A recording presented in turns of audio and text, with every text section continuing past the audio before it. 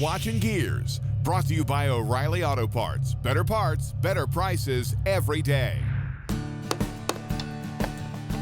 Hey, welcome to Gearz. Come on over here, because I am buried up to my elbows in the bowels of this old Stunt Double project.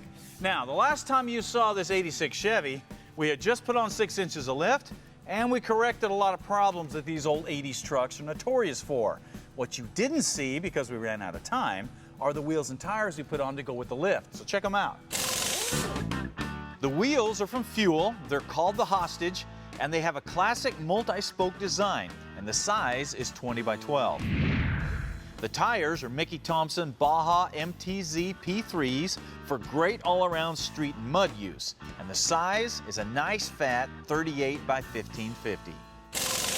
Now, if you've been following along on this project, you know we not only have the lift in place, but we also rebuilt the axles, the brakes. We just finished fitting this tubular rear bumper from Off-Road Design. Man, this is going to look awesome once we start putting this truck back together. The original Fall Guy truck didn't have anything this cool. But obviously, before we start putting it all back together, we need to address one of the biggest investments that you're going to make on your project, the drivetrain. And just like back here, taking the bed off, if you're going to pull the drivetrain out, it's a good idea to disassemble the front of the truck and give yourself some room to work.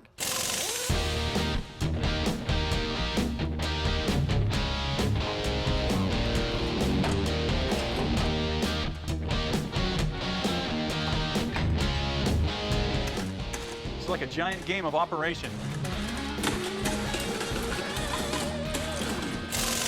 Okay, you basically have two choices when it comes to the drivetrain on your project.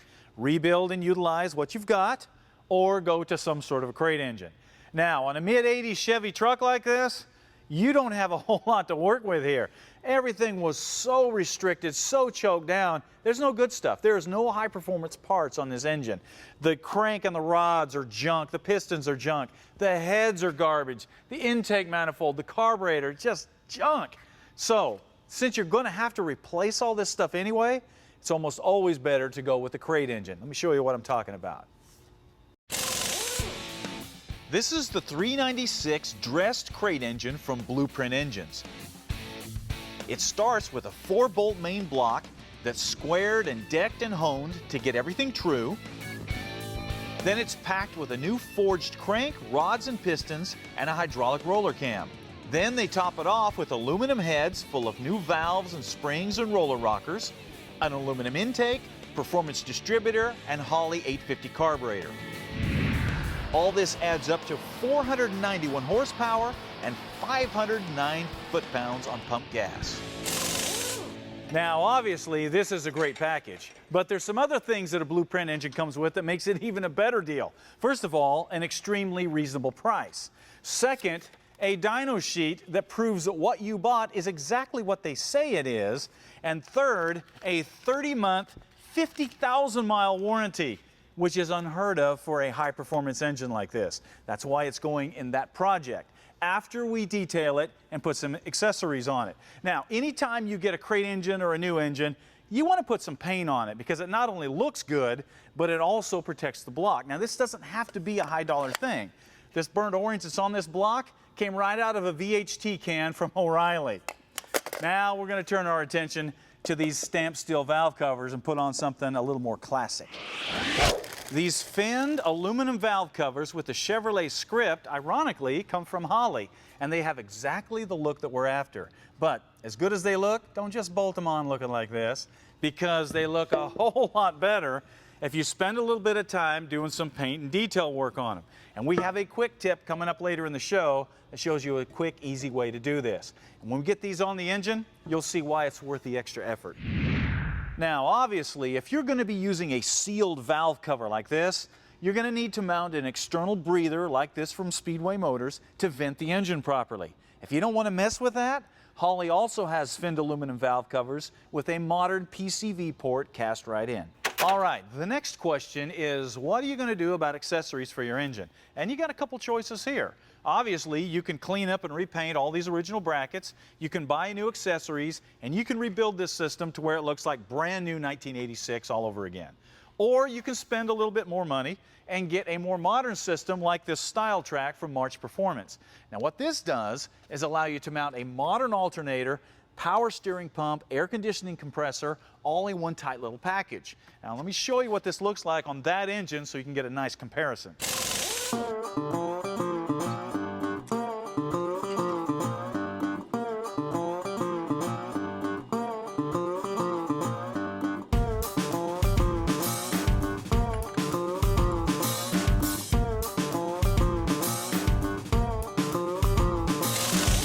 There it is. Yeah, quite a difference. Now, I know some of you guys are looking at this going, oh, well, man, that's expensive. That's for a show car. No, this is a daily driver engine. This is a crate engine and some new parts and a can of spray paint. Now, as far as cost, yeah, you can save some money if you rebuild this original system, but by the time you replace all the hardware and all of these old accessories, you'll be surprised how much money you're going to have in something like this. And it's never going to look or perform like that.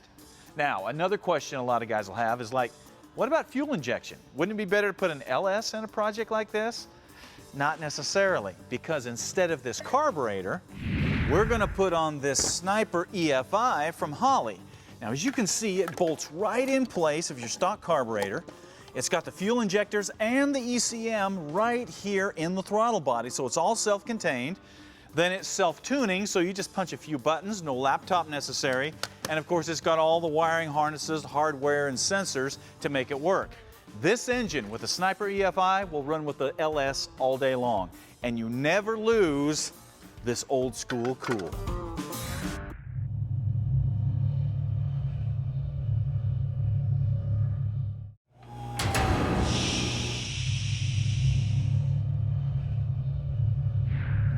Hey, welcome back to Gearz, where we have just put together a killer crate engine for the Stunt Double project.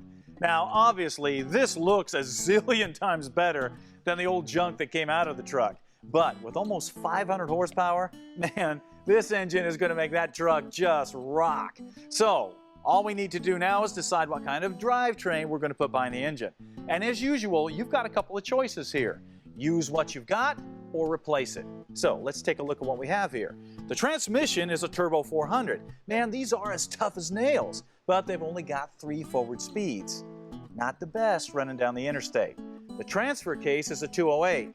Not the toughest transfer case out there, but they're usually adequate as long as you don't hammer on them too hard. Now we need to look at how we're going to use the truck. Now obviously this needs to be a well-rounded truck, something that's just as much at home on the interstate as it is on the trail. So for now, we're going to utilize the 208. Hopefully it's going to be strong enough, but if it's not, it's really easy to upgrade a transfer case because it's at the end of the chain. The transmission, on the other hand, we're going to go ahead and upgrade that now because we're going to put in something that gives us a little better drivability and a little better fuel mileage. Take a look. Just like you can buy a crate engine, now you can buy a crate transmission from places like Performance Automatic. So what we got is their 4L80E Stage 2 Street Smart package. Now, what this includes is obviously a modern 4L80E overdrive transmission, which gives us 4 forward speeds. Yeah, but that's not all you get. You also get a custom stall torque converter. You get the computer to control everything and the wiring harness to hook it all up, as well as all of the hardware to drop this in your project and go. Now, just in case you think that this is just a stock transmission with a fancy powder-coated case, man, think again, because the guts are all upgraded. You got high-performance clutches. You got upgraded wiring and solenoids inside. The pump and the valve body have been reprogrammed. This will handle the power that engine's kicking out. The best part is, this is a plug-and-play deal with a 2-year warranty. Now, to connect that engine to the transmission, you got to have some sort of flex plate. So we went to TCI Automotive and got one of their high-performance flex plates. Now, this is high-tensile steel. It's SFI approved, so it's equally at home on the street or the strip. Now, anytime you're looking at a flex plate, you need to consider a starter. For that, we went to Mazir and got one of these True Start starters because it's tiny, but it packs a tremendous amount of power. Also, the body is clockable, so you can rotate this around and give yourself clearance around headers or a frame. With the flex plate and starter in place, it's just a matter of bolting the transmission to the engine and the torque converter to the flex plate. Next, we'll pull the transfer case off the old transmission, throw it in the parts cleaner and clean it up so we can paint it. And then once it's dry, we'll bolt it to the new transmission. Since the 4L80E transmission is 2 inches longer, we'll need to use some spacers to get the brace to fit. All right, at this point, the new drivetrain is ready to go in the truck, but the truck's not quite ready for the new drivetrain. First, we need to get rid of this stock cross member and replace it with this tubular unit from Off-Road Design. Now, this is going to do 3 things for us. It's going to give us more room up here at the front.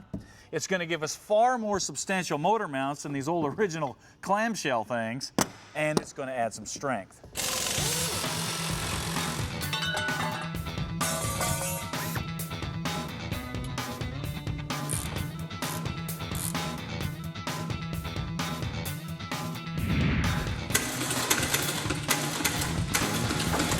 Who put that starter there?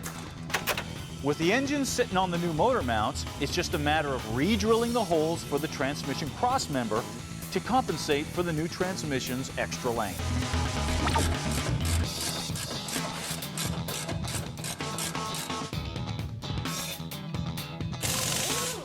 Now, once you have everything tightened up, you got a brand new drivetrain in your truck. And man, it looks awesome. But the rest of the truck here, not so nice. Obviously, we're not going to leave the firewall and the frame like this. We're going to paint those up. And we have a couple of ugly parts growing out of either side of the firewall. So this old air conditioning unit not only is obsolete, wasn't working at all. So we're going to pull that off, put a vintage air system on here that's going to completely smooth this firewall down. And then the brake booster, we're going to get rid of that and put on a new Hydro Boost from LMC. But that's coming down the road. For now, take a look at that and just think, that could be in your project.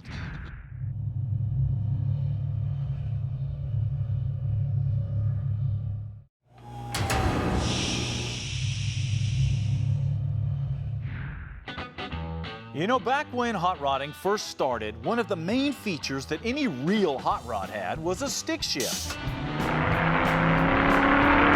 Songs were sung about them, cars were named after them, and everybody knew how to drive them.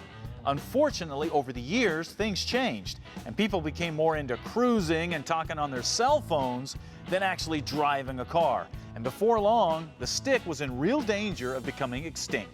How do you put it in gear? Where's the thing? Here. What is this? Is this a shifter car? I cannot drive a shifter car, right? So we got a little situation here. I can't drive these kind of cars.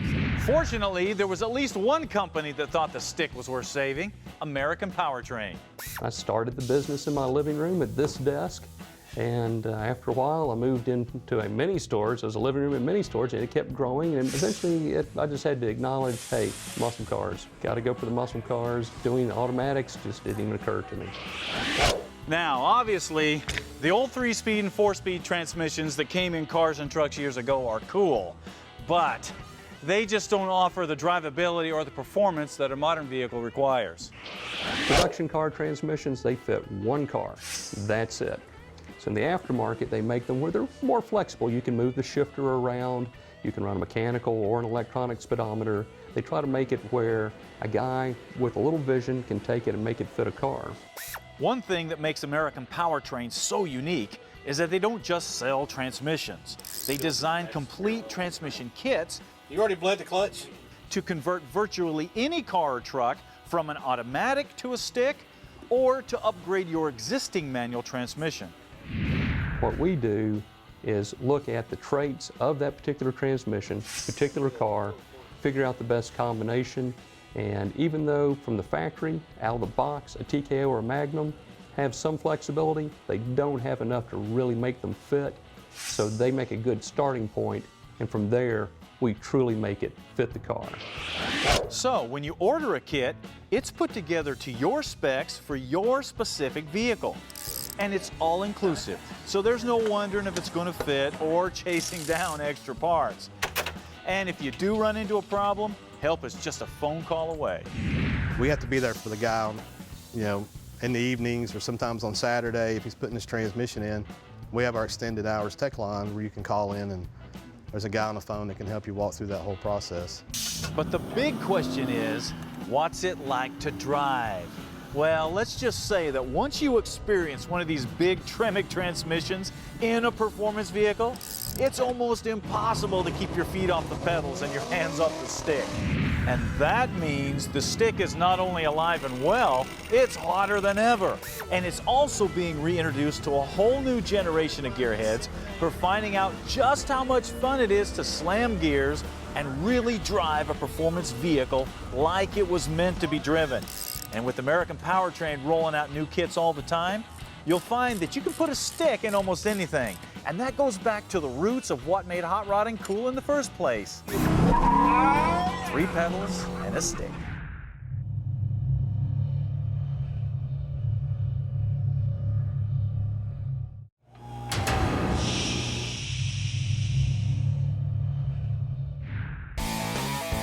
Cutting Tech, brought to you by Sawblade.com. No middleman, no markup, no problems. Go direct.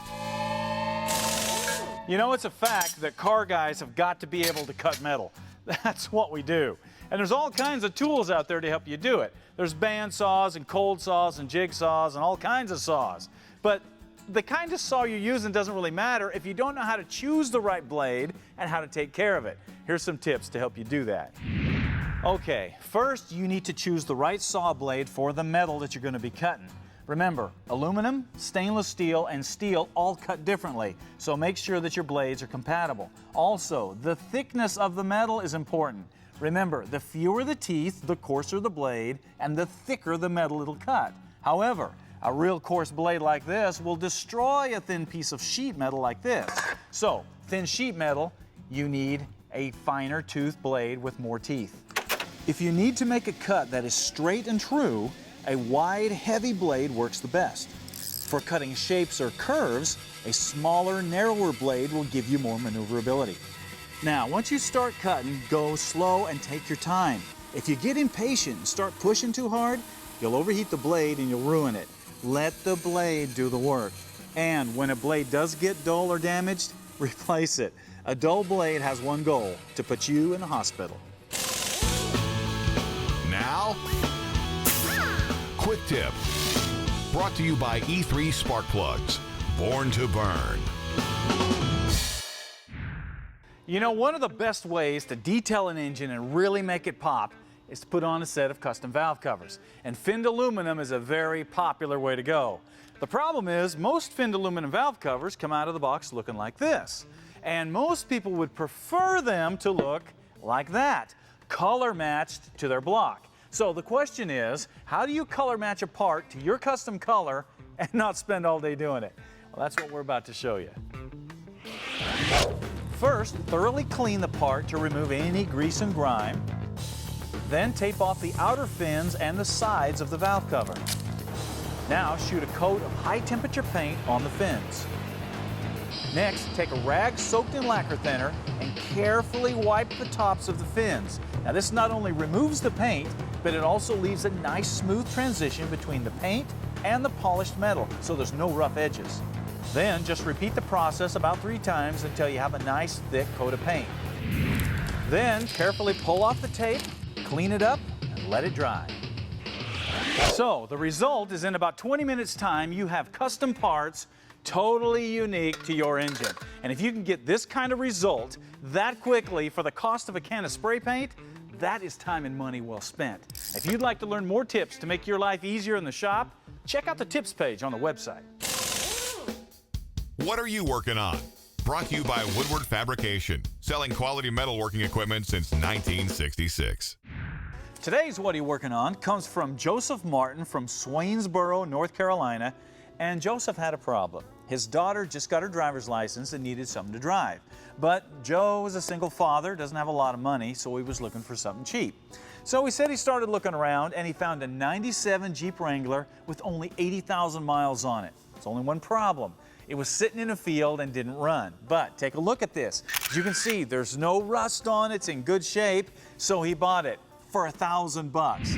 And of course, the first thing they did, he drug it home, started going through the fuel system, going through the brake system, he went through the cooling system, all the stuff that you should do on an old vehicle, and he put in a remanufactured transmission. Then he said he put on a 4-inch lift kit, new wheel bearings and hubs, installed 33-inch tall tires, put on a new top, buffed out the paint, and he said his daughter now is overjoyed. Yeah, I bet. Here's a shot of him on the beach with that thing. That's a cool looking Jeep. And to recognize such a great father-daughter project, we hooked up with our buddies at Woodward Fab. We're gonna give you one of these big bench vices, because that'll definitely help you out in the shop. Also, we're gonna give you one of our project planning books, so you can keep track of everything you've done on that Jeep and all the stuff you're going to do to the Jeep. We're gonna hook you up with a couple of Gearz t-shirts, one for the father, one for the daughters, so you can wear those proudly when you're tooling around in the Jeep. And we're gonna give you one of these O'Reilly gift cards to help offset some of the project.